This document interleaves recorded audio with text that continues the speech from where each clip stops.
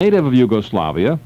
He teaches at Alfred University. He is a graduate of American and French universities after his family having left Yugoslavia following the communist takeover. When he was growing up, the Nazis were running the country. Then the communists moved in. Imagine that.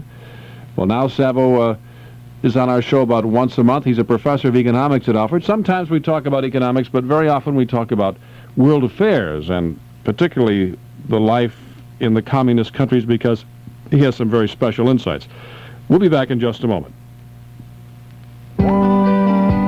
Father deserves the very best, and that's what he will get if you select his Father's Day gift at the Men's Shop. The Men's Shop of Hornell, with the largest selection of clothing for men and boys in a 3-county area. Now, listen to this special. For Father's Day, or for yourself right now, buy 2 knit shirts at the Men's Shop. Pay the regular price for the first, half price for the second. Buy a knit shirt for Dad and one for yourself. The Men's Shop selection of knit shirts is the best in this part of the state, and with names like Errol, Arnold Palmer, and Robert Bruce, among others. And remember, at the Men's Shop this week, purchase 1 knit shirt at the regular price, get the second for half price. The Men's Shop, with better selection, better service, and prices you can afford. Main Street, downtown Hornell. Master and Visa card welcome. And keep in mind, now is the time to buy for Dad and the grad at the Men's Shop.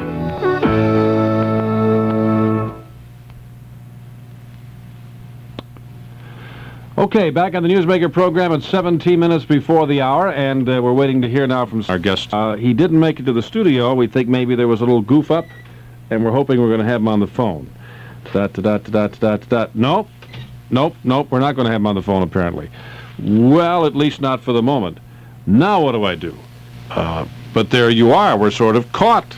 These things happen once in a while when our guests don't show. I love to see you sweat. Well, you know, speaking of that, you've lived in many places, California and the Midwest and Arizona. I find this a very disappointing summer. It's so cool. I don't mind it not being terribly hot, although I do prefer hot to cold.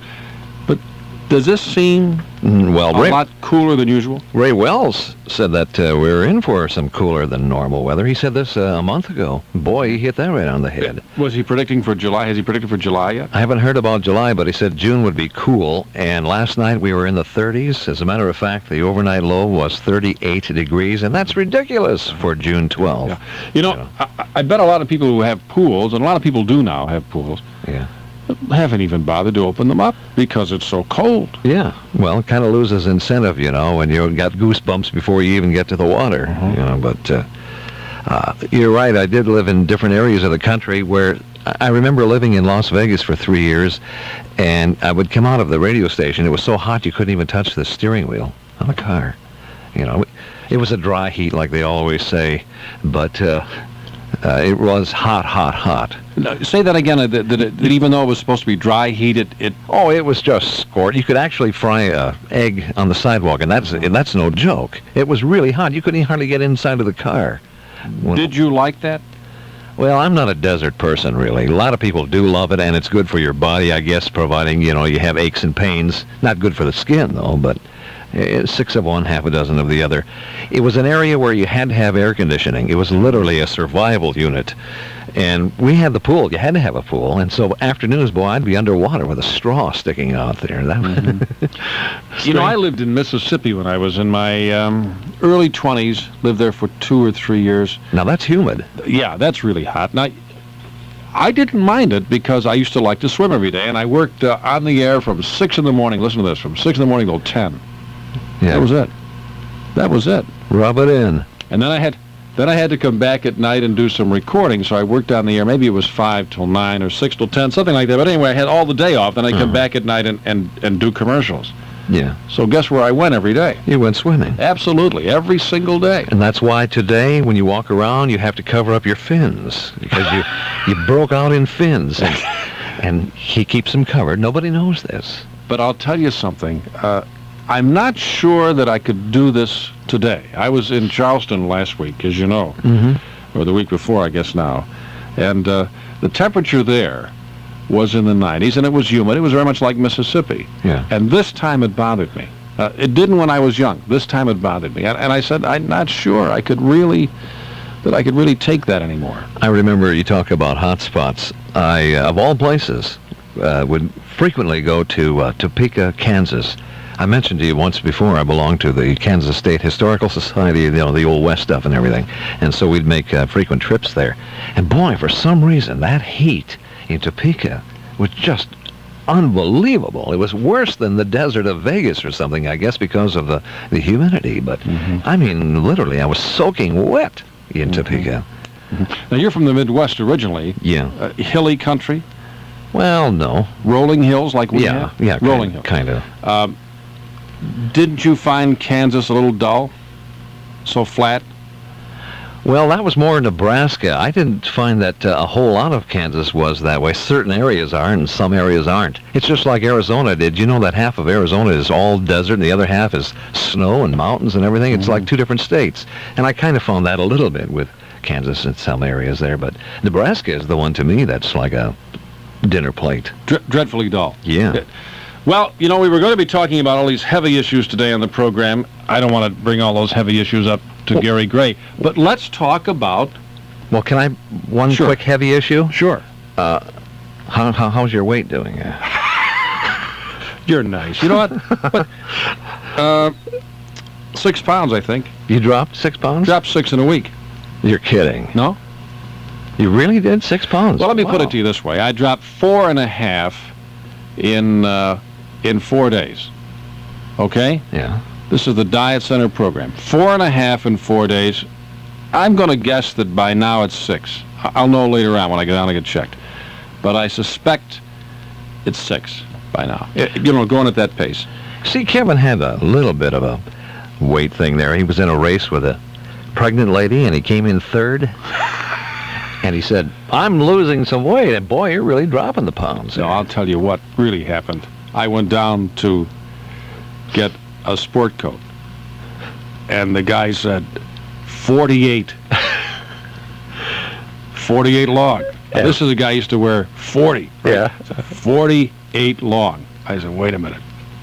Something's got to give here.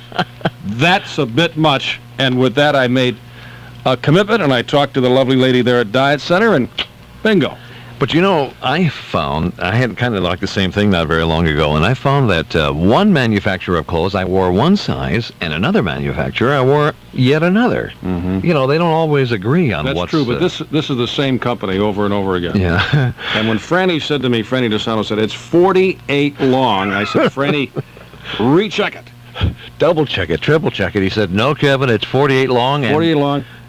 Something's got to give here. we got to do something. That's kind of big. Well, let's keep an eye on your weight thing. Maybe every once in a while we can kind of do an update on you, huh? Very good. Yeah.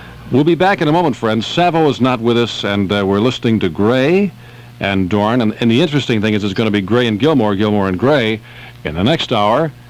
So I'm afraid if you don't like Gary Gray, you're in for a rather dull day. I'm going to have to get my mouth retreaded, I think. It's going to be a busy one here, but we'll do it some more after that.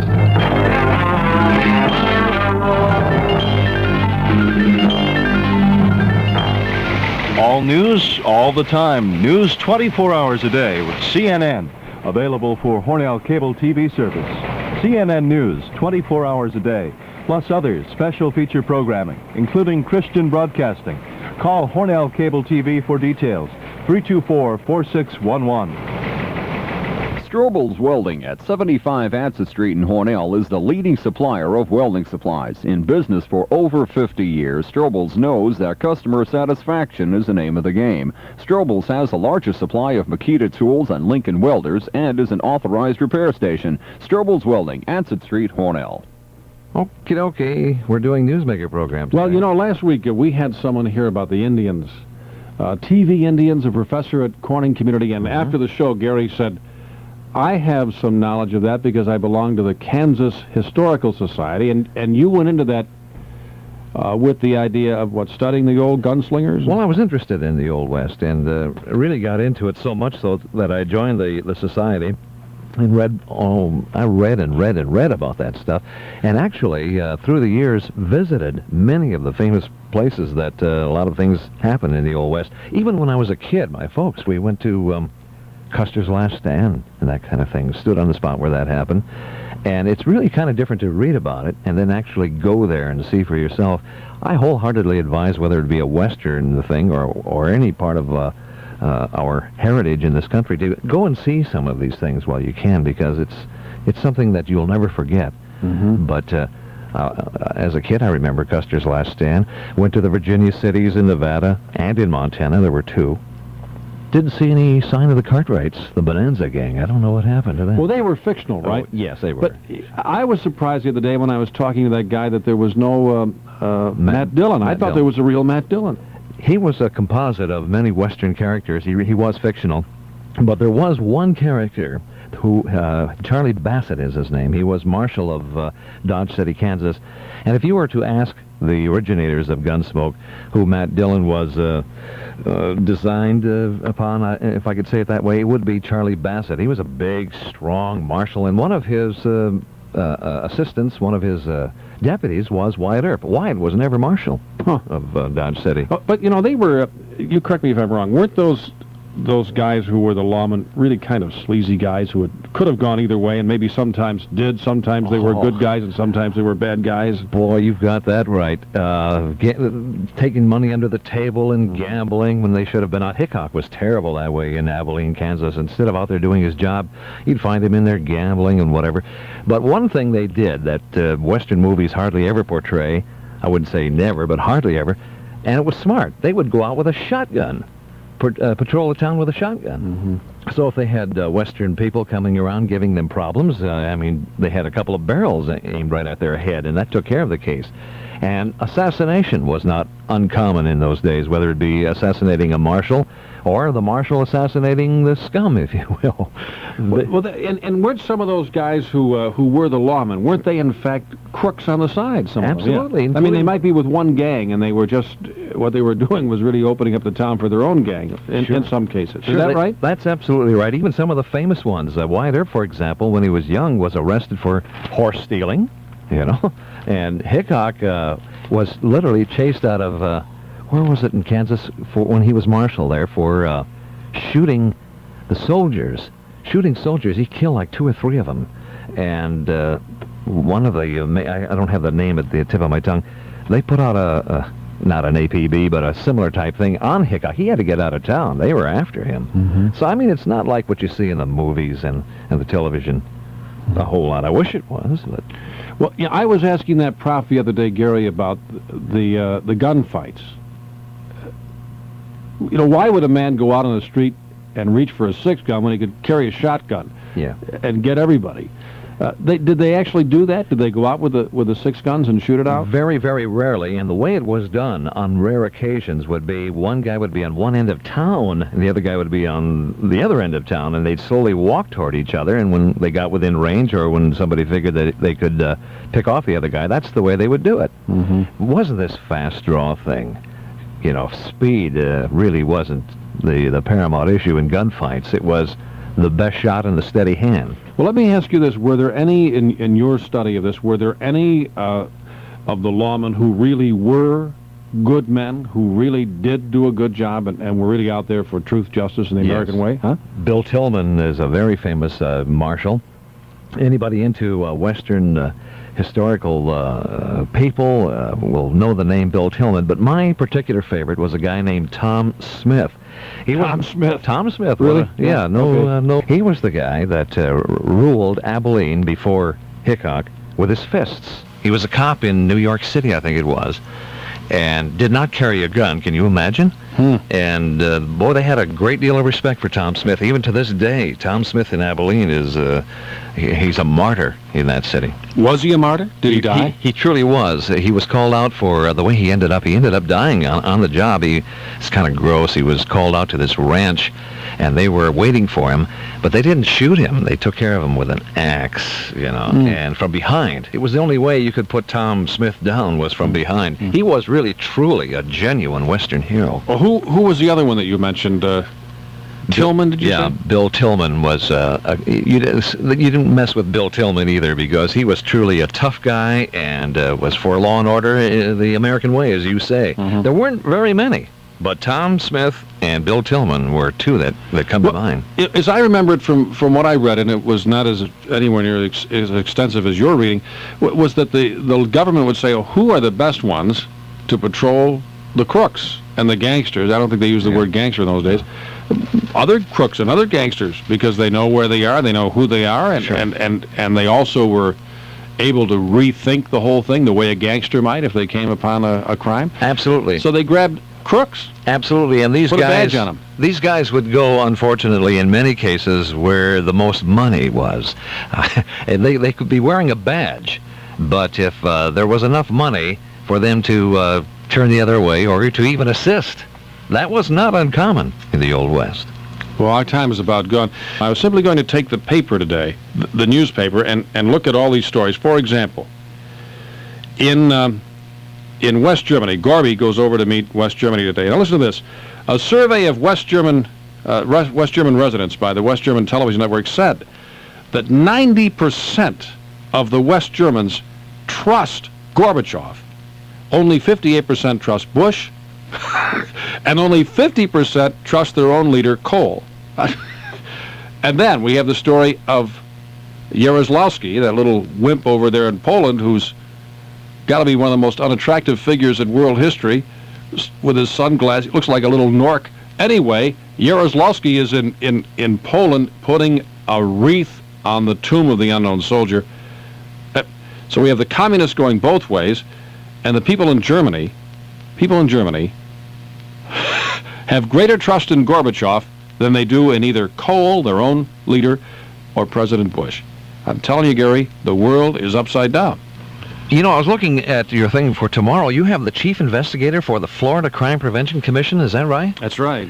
And he's going to be talking about in the world where crime is on the increase, even out here in the boonies, if we don't have it here as bad as they do other places, once in a while we go to the city, we know how awful they can be. Well, I understand that the drug situation in Florida is just unbelievable. Out of control. Yeah. And he's going to be talking about how you protect yourself from druggies and burglars and violent crime. Well, just because we're not in Florida doesn't mean that we can't learn a few things from this and maybe take a Absolutely. couple of tips down. Absolutely. Gary, thank you for being our guest. And how about that?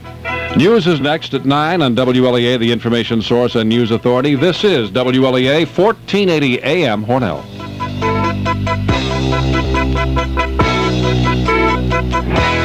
Coming up 9 o'clock, news next.